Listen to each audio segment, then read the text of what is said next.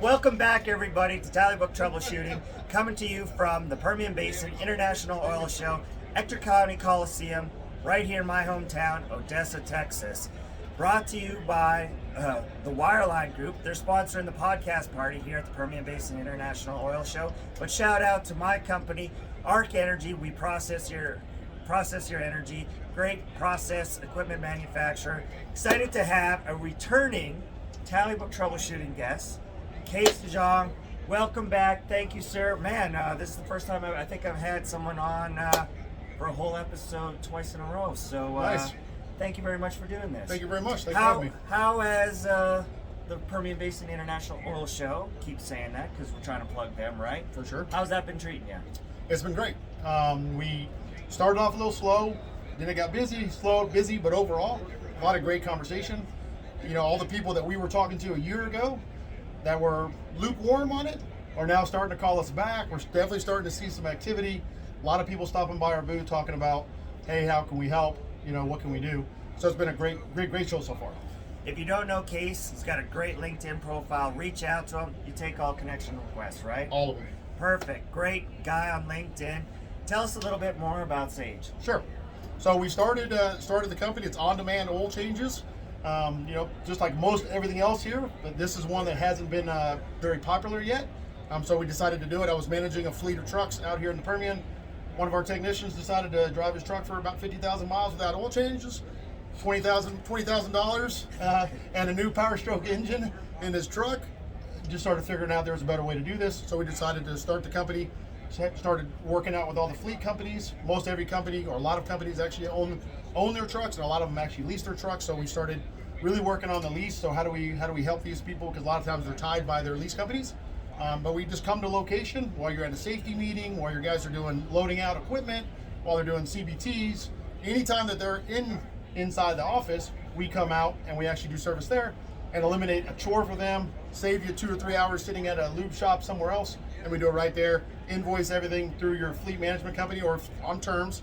Take everything with us when we leave. Everything's clean, and we dispose of it off-site. Night and day? Night and day.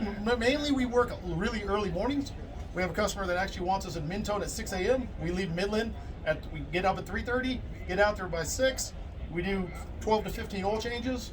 We leave by 9 o'clock. We're home by 11. Day's over. And do you keep track? So let's say you come out to a location, you change my vehicles, right?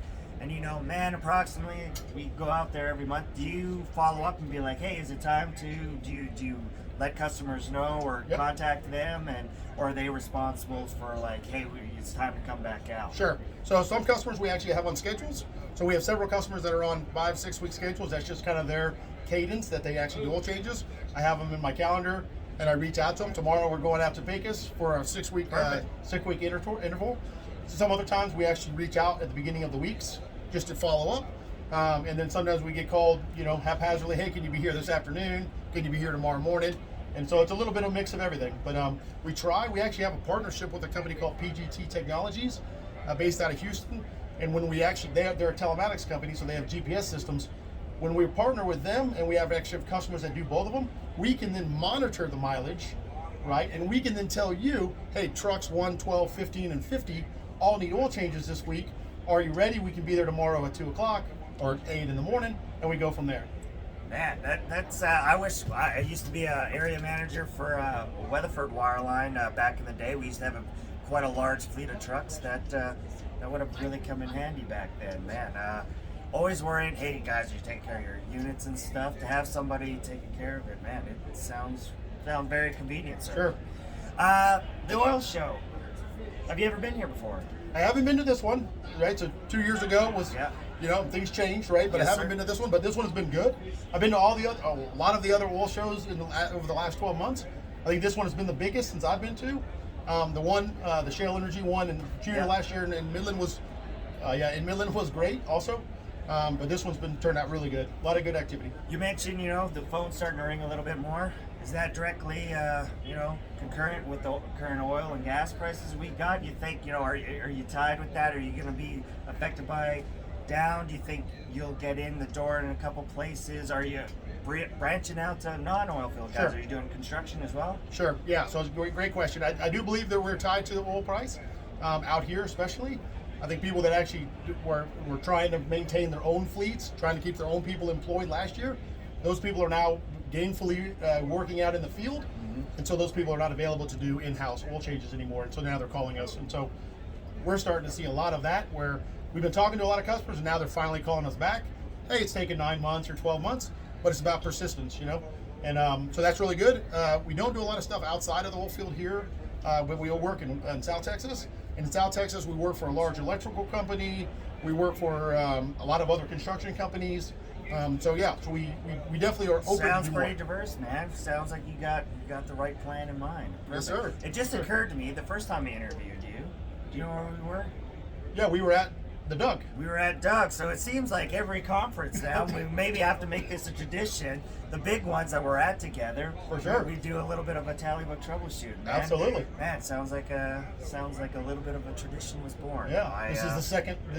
Heck yeah. Well, it's not second annual, but it's the second something. Yeah, we'll figure it out in Yeah. the end. We're just For having sure. fun here, man. I really appreciate you. Yes, sir. Man. Thank you, Kate. Great guy, fellow Canadian or ex-Canadian. Yeah, Lived there. lived in Calgary for several Enough years. time we know Yep. about Canada. I know we had a Absolutely. little bit of connection there. Yep. Really appreciate you coming on. Thank you. Tally Book Troubleshooting, once again brought to you by the Wireline Group, the podcast party happening here in the Ector County Coliseum in Odessa, Texas. We got one more day to go. We're almost done today. Come on down, check out the show. Really love to see everybody. And that's how you troubleshoot.